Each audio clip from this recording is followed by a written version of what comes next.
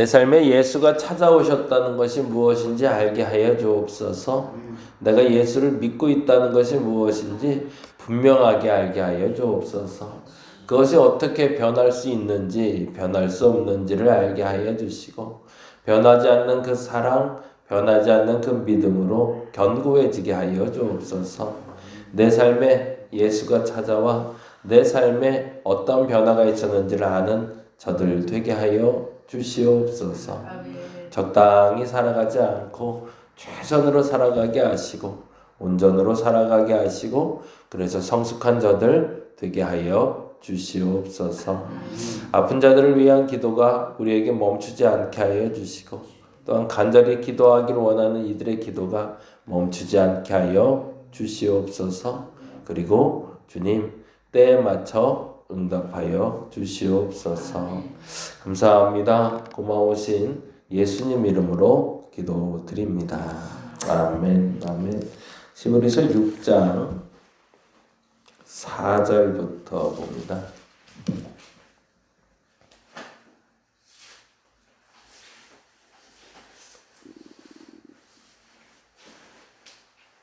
(4절부터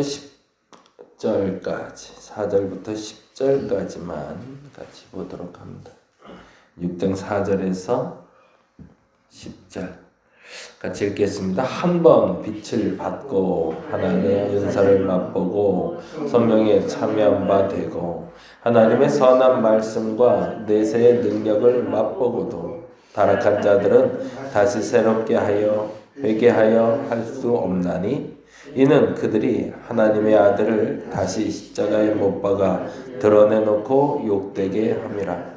땅이 그 위에 자주 내리는 비를 흡수하여 밭가는 자들이 쓰기에 합당한 채소를 내면 하나님께 복을 받고 만일 가시와 엉겅퀴를 내면 버림을 당하고 저주함에 가까워 그 마지막은 불사름이 되리라. 사랑하는 자들아 우리가 이같이 말하나 너희에게는 이보다 더 좋은 것 곧 구원에 속한 것이 있음을 확신하노라. 하나님은 불의하지 아니하사 너희 행위야 그의 이름을 위하여 나타낸 사랑으로 이미 성도를 섬긴 것과 이제도 섬기고 있는 것을 잊어버리지 아니하시느니라. 아멘. 6장은 오해가 좀 생길 수 있는 구절이 있어서 그 구절 때문에 사실은 해석이 좀 많아요. 그게 바로 6절인데요. 6장 6절 때문에 조금 오해들이 생깁니다. 한번 볼까요? 6장 6절. 타락한 자들은 다시 새롭게 하여 회개할 수 없나니 라고 되어 있어요. 이 부분 때문에 성령을 회방하는 자는 용서받을 수 없다라는 표현 여러분도 잘 아시겠지만 한번 타락하면 다시 돌아올 수 없을까요? 이게 이제 질문이었어요. 당시에도 이게 동일한 질문이 돼요. 왜 이 질문이 됐냐면 지금하고 이제 예수 믿는 게 좀 다르죠. 옛날엔 죽음을 담보로 믿었으니까. 내가 예수를 믿는다라고 말한 것만으로도 죽임을 당할 수 있는 경우.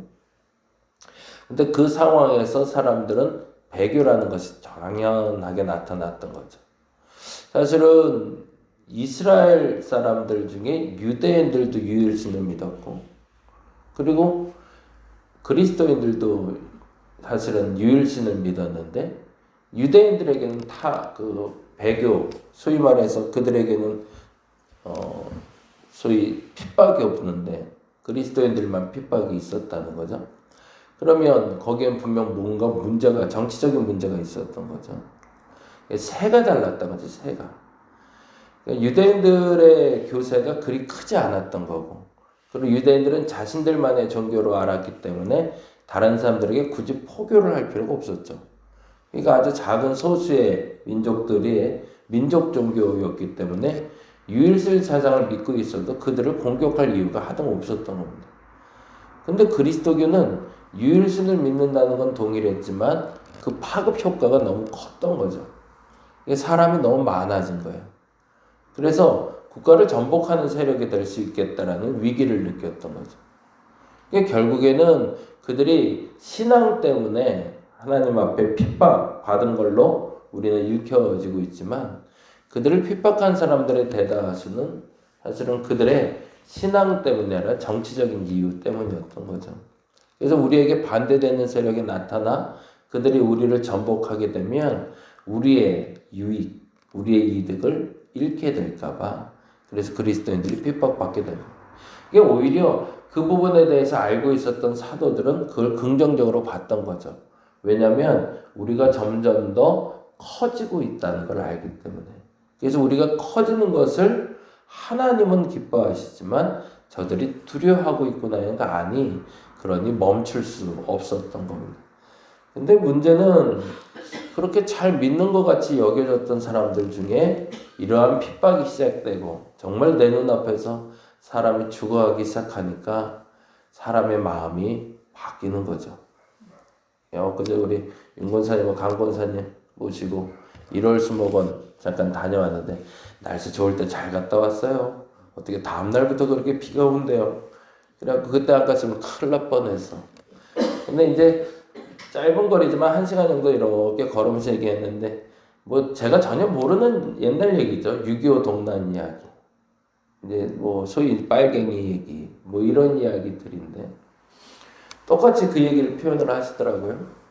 어느 날은 소위 이제 공산당에 들어와서 소위 이제 북한에서 내려온 사람들, 정확히 말하면 북한에서 내려온 사람들도 아니죠. 같은 동네 살던 지역 사람들 중에 못 살던 사람들과 좀 있던 사람들인 거지. 이 못 살던 사람들이 그동안 그렇게 손가락질 당하다가 소위 이제 공산당이라는 사상이 들어와서 니네들 괜찮은 놈들이야 라고 얘기했더니 죽창 들고 뭐 사방팔방 돌아다니며 뭐 심지어 그때도 그 얘기 하셨는데 포승줄로 사람들 진짜 무슨 그 굴빗자루 묶듯이 쭉 묶어 갖고 가서 구덩이 파놓고 거기에 다 빠져 죽이는 장면들 뭐 이런 이야기들 하시는데 근데 그 다음이 무섭죠. 그리고 죽은 다음에 또 정권이 바뀐 것도 아니고 이렇게 우 몰려왔다 우 내려오니까 다시 대한민국에 있는 사람들도 다시 그 자리를 다시 점령하기 시작하니까 반대로 공격받았던 사람들이 또 죽이기 시작하고 이게 서로가 서로를 죽이는 일들이 발생했단 말이죠. 근데 그러한 상황이 발생해도 누가 누구를 죽이는 상황이 되고 누가 누구를 살리는 상황이 되면 그때 사람들의 마음은 동요되기 시작하거든요. 그때는 뭐 내가 공산당이다, 내가 빨갱이다 이거는 둘째 문제고 뭐가 되고 싶은 거죠? 살고 싶은 거거든요. 그 사람에게 그 짧은 시간에 그 사상이 확 들어가서 그를 지배했겠어요. 그게 아니라 그냥 단지 살고 싶은 거거든요. 그러니까 시키는 대로 했던 사람들도 분명 있었을 거라고요. 정말 그 사상에 물들어서 그런 사람들이 아니라. 그게 안타까운 경우인 거죠. 근데 그런 사람들이 당시에 시브리서를 기록할 당시에도 나타났던 겁니다. 그러면서 예수를 믿는다는 이유만으로 죽이는데 난 예수 안 믿어 이 한마디만 하면 살 수 있는데 굳이 죽어야 되나? 라는 생각이 들어왔던 거죠. 그런데 그 기준이 되는 사람을 이야기하면서 단호하게 6절에서는 타락한 자들이라는 단어를 쓰면서 그 타락한 자가 바로 배교자들을 얘기합니다. 그러니까 당시 나 예수 안 믿어 이제. 아유 내가 왜 예수를 믿냐? 라고 말한 사람들을 얘기하는 거예요. 그 사람들은 배교자라고 기록해 놓으시면 좋고요.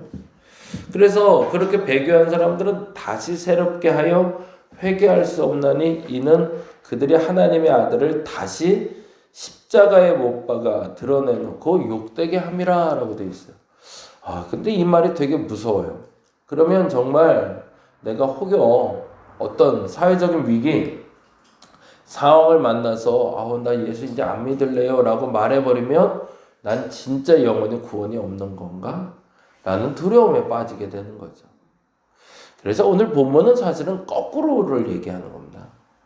그렇게 타락해서 배교하면 영혼의 불구덩이에 불지옥에 떨어지는 게 아니다라는 얘기를 하고 싶은 거예요.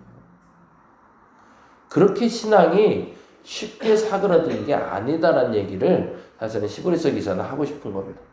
그래서 결론에는 이렇게 얘기하고 있어요. 결론에 9절과 10절이 결론이에요. 그래서 9절 10절 볼까요?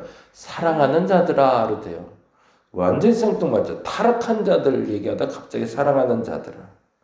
우리가 이같이 말한다는 건 뭘까요?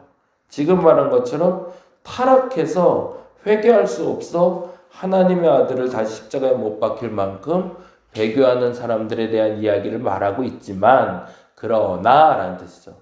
그러나 너희에게는 이보다 더 좋은 것 구원에 속한 것이 있음을 확신한다라고. 예, 구원이 사라지지 않았음을 난 믿는다라는 거죠.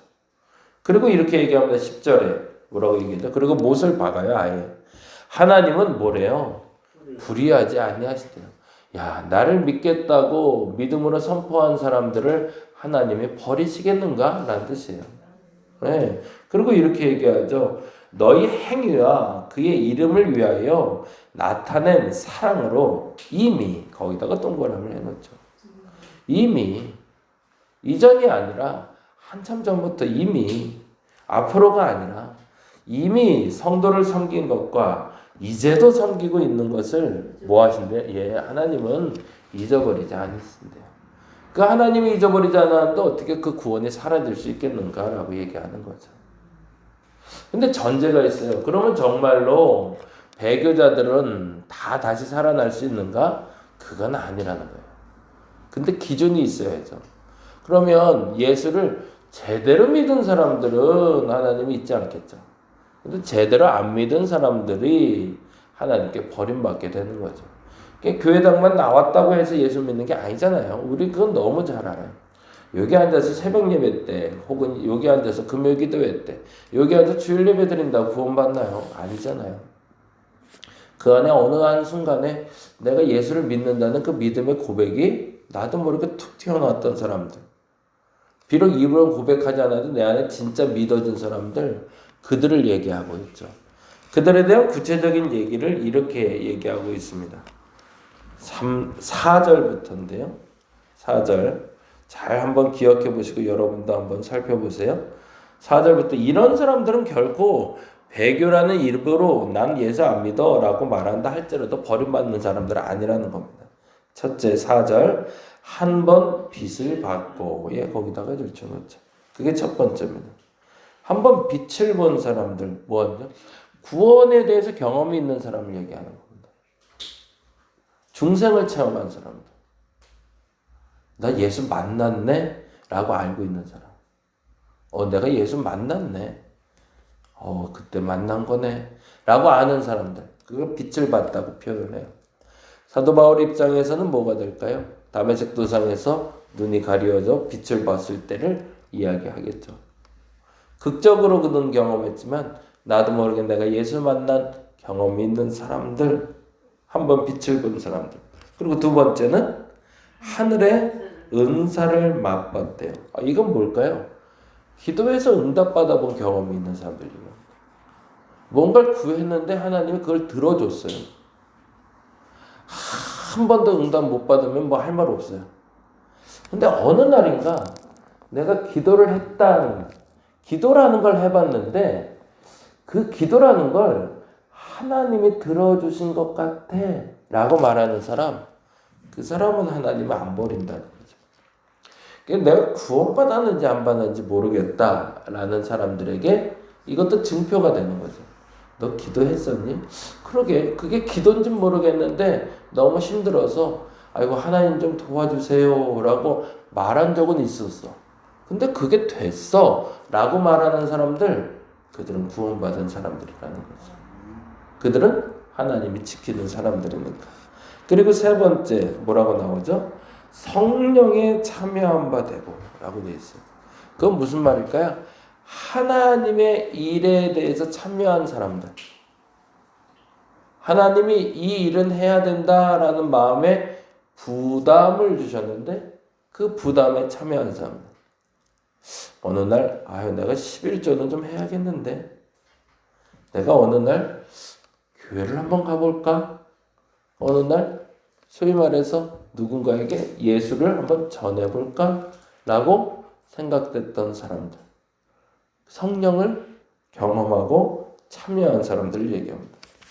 그리고 마지막에 5절에 이렇게 얘기하죠. 5절 말씀, 하나님의 선한 말씀과 내세의 능력을 맛본 사람들. 말씀을 듣다가 혹은 말씀을 읽다가 야 이거 진짜 달콤하다. 야 이거 진짜네. 라고 경험한 사람들.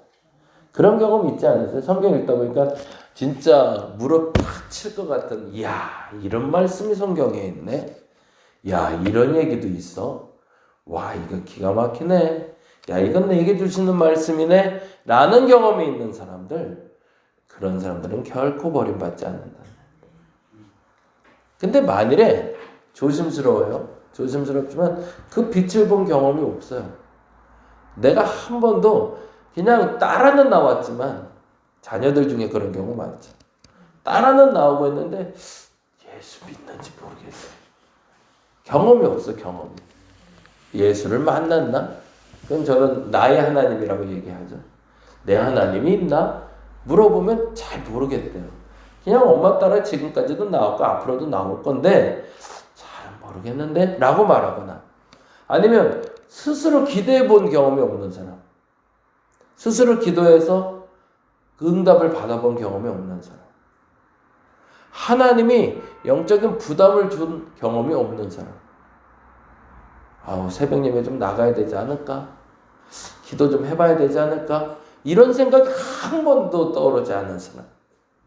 마지막으로는 하나님의 말씀의 달콤함을 경험하지 못한 사람. 이거 맛있는데? 야, 이거 괜찮은데? 라는 거를 경험하지 못한 사람. 그런 사람들은 조심하셔야 됩니다. 아직 내게 구원의 확신이 없다는 거죠. 그리고 아직은 그 사람에게 믿음이 심어지지 않았다고 봐도 될 것 같은 사람들이라는 거죠. 한번 생각해 보세요.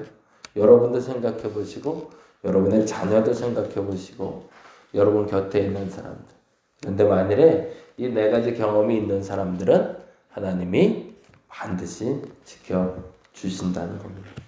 그 믿음이 굳건해질 수 있는 여러분 되시기 바랍니다. 그래서 혹여 어떤 환경에서 불가항력적으로 내가 배교하는 행위처럼 보이는 일들이 벌어진다 할지라도 염려하지 말으셔도 될 것은 그런다고 해서 하나님이 그렇게 쉽게 손을 놓는 분은 아니라는 겁니다. 그 믿음으로 여러분의 믿음을 세워가는 오늘 한날 되시기를 간절히 바랍니다. 기도하겠습니다. 믿음이 있는가? 그 믿음을 테스트해 볼 수 있는 좋은 본문입니다. 내게 진짜 믿음이 있는 게 맞나? 점검하고 점검해야 됩니다. 그래서 그 믿음의 점검을 받은 후에 그렇지 하나님 절대 나 안 버리지 라는 믿음으로 살아가는 저들 되게 하여 주옵소서. 이제 불안한 마음과 걱정하는 마음으로 제주도로 향하는 가족이 있습니다. 뇌를 다쳤고 그리고 누워있는 지가 한참 됐고 그래서 이제 깨워야 될 한 젊은이를 주께서 기억하여 주옵소서. 우리 심현철 집사님의 손이천함 주께서 기억하시고 그 영혼을 깨우시고 그 육신을 깨우셔서 그 가족이 주님 앞에 깨어나게 하여 주시옵소서. 장영애 권사님 이제 5차 시술 받고 이제는 회복을 기대하고 있습니다. 6차가 끝날 무렵엔 건강하게 회복되는 모습 보게 하여 주시옵소서. 우리 가운데 일어나는 모든 일들 중에 꼭 필요한 것들을 놓치지 않고 기도하게 하시고 응답받게 하여 주시옵소서. 이번 주일 수능 시험을 보는 이도 있습니다. 하나님 그 모든 시험도 잘 통과하고 좋은 결과도 허락하여 주시옵소서. 감사합니다. 고마우신 예수님 이름으로 기도드립니다. 다 같이 기도하고 돌아옵니다.